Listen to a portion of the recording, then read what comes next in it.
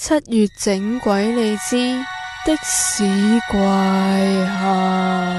阿明病咗，今晚要做太監啦。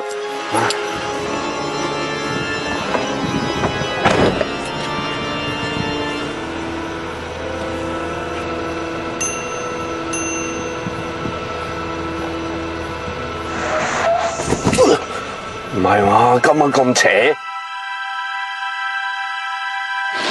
鬼節流流，仲要做替更司機，人生路不熟。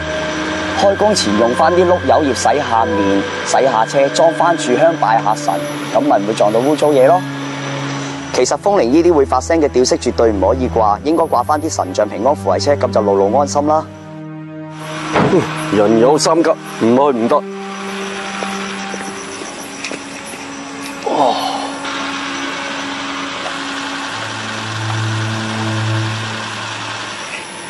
舒服晒。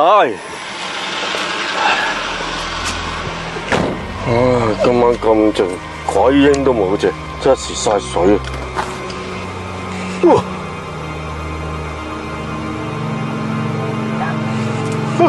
嚇死人咩，師傅？夜晚揸夜車，千祈唔好遮住額頭印堂啊，唔好戴帽。如果頭髮過長，就定時定刻修剪下佢啦。師傅，咁後邊嗰隻嘢點算啊？如果咁唔好彩有靈界上咗架車度嘅，最好梗係當睇唔到啦。